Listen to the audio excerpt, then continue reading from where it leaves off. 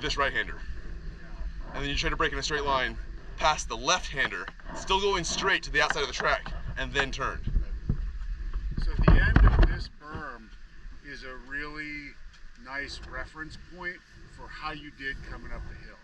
Look at your tack right here, and depending on how you vary that shift, like Eric was talking about, you can decide where you like shifting better, but you'll see 200, 300, 400, 500 RPM different depending on how you got up that hill right here, because you're going to be in fourth gear no matter what you did, and you're not super busy, so you can put your eyes on the tack right as you pass this. That's my old gaugeless go-kart thinking. Oh yeah. You know, way before data and all that stuff. Because it's all about exit speed. You know, you don't race to the corner, you race out of the corner. The old mantra of slow in, fast out. Yeah. With Anthony, he really struggles at. He loves going fast in and trying to go fast out.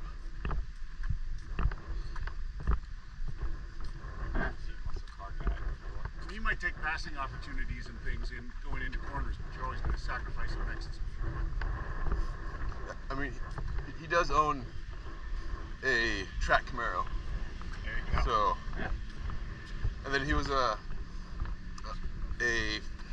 nostalgia top alcohol nostalgia, like front engine. Oh, wow. Front engine drag car. Yeah. So that's that was his not necessarily entry, but that was his like pro level motorsport stuff, was doing the nostalgia top alcohol type front engine dragster stuff. So he likes big motors and going fast in straight line. I'm trying to teach him to the ways of going fast around corners too. I'm surprised that this feels much straighter to me in the car. It feels like you go from edge to edge in a straight line, but it doesn't look that way at all here. One of the things I love about this track is the track doesn't go where the line goes. Yeah. It teases you all over the place. It tries to visually fool you into doing something that's not fast. So like right here, like you're braking in a straight line and you can see all the brake marks on the curbing on the left. Yeah. So basically over there, you basically want to be close to the curbing and brake in a straight line at the edge of the track. Yeah. So like where they're walking is where you want to put the car, maybe a little bit left in the dry, and you drive straight to the outside of the track. So you make this a straight line and you're braking a straight line. When you get there is when you turn for that sharp turn. And how about the gear? Well, when I was driving the Del Sol, it was third gear. Okay. It was low in the RPMs in third gear, but I didn't want to blow the tires off in second gear. So. In the dry in your M3, you go to second gear. I'm guessing.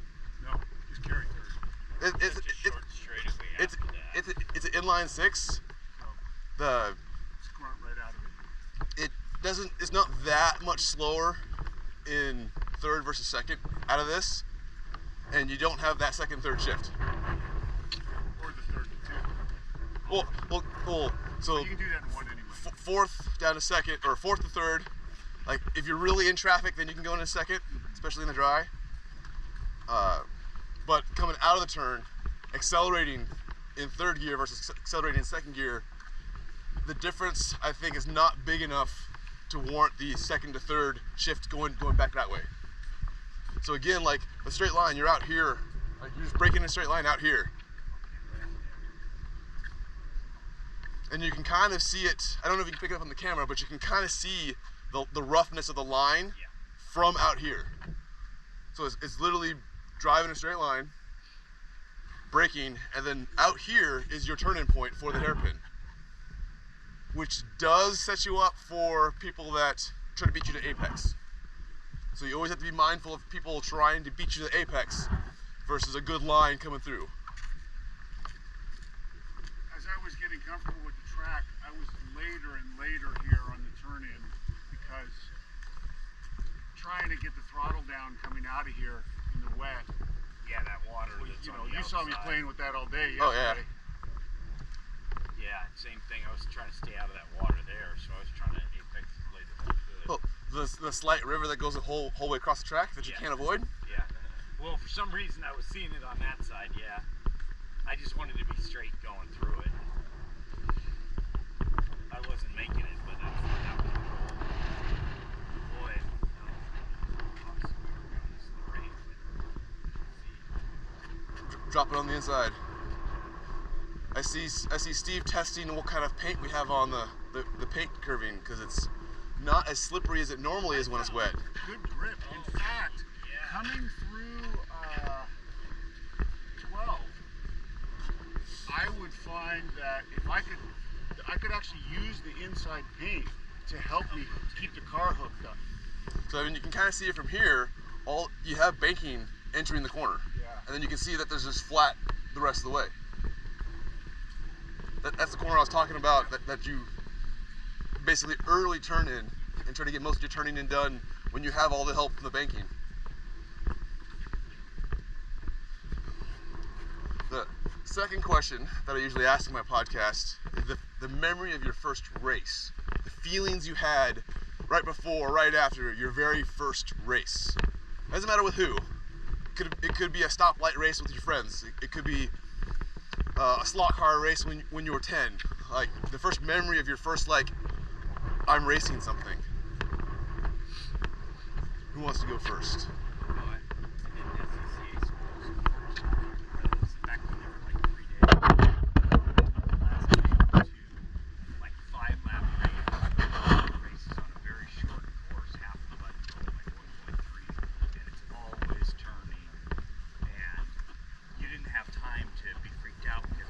straightaway to relax or anything. You were just so busy. But you got out of these two races, and again, they're only 5 laps with maybe 1 minute lap times or 1 minute 20 lap times. And you were just so stoked and so excited. You never had like a long straightaway to go, oh my God, I've got to hit the brakes or I'm going to go off into the trees. It was just a really technical little track. I think it was a great way to get introduced before, being in a full race with, we took the green flag, but taking a green flag and charging down to a straightaway where your bubble always seems to happen at the end. That was a great way to start. Alright. So my first race vehicle was a 100cc KT100 laydown go-kart. And my first race was at Sonoma. And those things don't have a lot of momentum, so you start down the drag strip. That was before they had the wall that now shoots you up the hill. You can't do that anymore. And those motors are pretty sick. They spin to about 15,000 RPM back in that day, and we would set the clutch to lock up at about 9 grand. And that happens to be about 60 miles an hour, and that's really when the cars start to pick up. Up until then, you're just dragging the clutch. So the first time out on track, we take off down the drag strip, the clutch is slipping, and I worked as a crew for a year on a go-kart before I decided what to buy and get in. Going down the drag strip at Sonoma, and lay down go-kart, you're laying down, you're in the bed, the only thing that's off the ground is your head. And so your head is pretty close to the ground. Yeah. And there's a lot in your peripheral vision that's moving. And I remember looking through a donut hole at arm's length. It was the only thing I could actually see, and everything else was A blur. And then the clutch locked up, and the cart does a little kick. And I said to myself, what the hell have I done? I had all of my money tied up in the race team at that point, so I'll never forget that. That was really fun. So, Ernie, your first race experience? The first time I really felt like I was actually motorsports racing was... Yeah. We'll leave you on the left side. So, walk to the left, because we'll probably pass this next time, but we'll leave you on the left side. Okay, so this actually was not long ago. I was living in Germany for a little bit. It was 2014. First time on the Autobahn. And I had the best car I could rent. Had the international driving license. And that's when I told you that little piece about that Formula One car coming on and just dusting me when I'm going about 150. Yeah. Some BMW parts over there. I wonder if they're mine.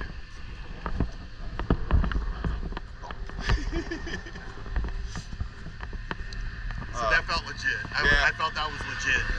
Having a Formula One car right there.